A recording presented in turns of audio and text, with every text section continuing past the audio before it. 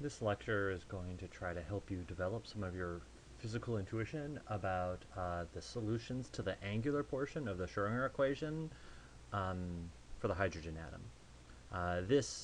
That solution ends up being appropriate or relevant for all sorts of physical situations, not just the hydrogen atom. And so it's worth spending some time looking at the solutions. The term for the solutions are called spherical harmonics. They're as fundamental to three-dimensional spherical problems as sine and cosine functions are in one-dimensional problems. Okay, so all the animated GIFs, I should say, that I'm going to be showing are from this website here, if you want to take a look at it. Okay, so the wave function that we will be exploring, the solutions to the hydrogen atom, we are going to express in that top equation here. So our wave functions have an angular dependence, and we separate that out and call that function y. It has a radial dependence. We separate that out and call it, confusingly, r. And then, as is true in all stationary states, there is a time portion of psi. However, that time portion has this e to the minus I omega t, or e to the minus I e t over h bar. And what's true is that when we do psi star psi, that time term will disappear. So we usually just ignore it because it's not physically relevant for anything interesting. And that's kind of what we mean by stationary state, that it's not moving in any interesting way. However, for the purposes of kind of understanding what's going on in these functions, it can be really, I want to do the following thing. I want to visualize them, but I want to visualize the time-dependent form. Now, furthermore, these visuals all represent just the real component of the time-dependent form. And the reason to do this is because it allows us to see some of the behavior that is hidden when we only look at psi star psi, or when we ignore that time component. Okay, so the image on the left, that ball that just is a solid blue color, and it's labeled L equals 0, M equals 0, that represents the spherical harmonic where we choose L equals 0 and M equals 0. Every spherical harmonic we have to choose two values, L and M, and that will lead us to a specific solution. So in that choice, the spherical harmonic is typically represented as 1 over root 4 pi. So there's no angular dependence, there's no phi dependence, no theta dependence. And what that means is that the angle y or the function y has the same value at all locations. Okay, so that's visualized as that ball. Now, what we're not trying to represent the radial dependence here. That's too difficult to do visually. So what we're doing here is trying to draw a ball that has a radius of, say, 1, and then at every position along that ball we draw a color that corresponds to the value of y. Except now what we're doing is we're doing a combination of e, or the time dependence, and y, and the real part.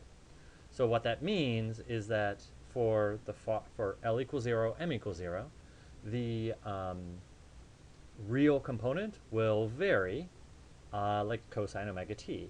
And so that's why you see all the colors changing together. That is, all the values go from the maximum value through 0 to the minimum value through 0, just like a cosine function. Okay, now let's see what the effect is of changing the L quantum number from 0 to 1. In that case, you can see that there are rings of color. All of those values, say like a blue ring around the top or a red ring around the top, that tells you that as we change phi, as we keep theta fixed but change phi and move along those rings, the real value isn't changing. And if you imagine fixing phi and changing theta, that is going from the North Pole to the South Pole. Let me say that again. We're going from the North Pole to the South Pole on the image L equals 1, M equals 0. So that means we're fixing phi and we're adjusting theta. As you do that, you can see the colors change. What that means is that the real component varies as we go from top to bottom. As it turns out, that will involve angular momentum. That is, there's angular momentum associated with those changes. Now, if we were to plot, well, okay. However, the value, there's no changing value as we change phi, but there are changing values as we change theta. Because there's no changing values as we imagine circling around the z-axis, there will be no angular momentum about the z-axis. Notice that same pattern holds for the L equals 2, M equals 0 image and the L equals 3, M equals 0 image. That there's rings around the z-axis, and what that means is that as we choose positions around the z-axis, changing our value of phi, but not changing our value of theta, our wave function has identical values. All of those positions have the same value of the wave function.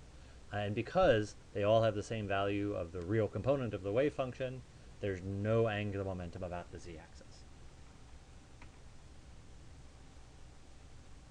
Okay. The next most complicated set of spherical harmonics involves L equals 1 and M equals 0. We saw that on the previous image. And then L equals 1, M equals 1. So, L equals 1, M equals 0. There is angular momentum associated with those changes with theta. There is no z angular momentum associated, and that is associated with the constant color rings that are centered along the north-south pole.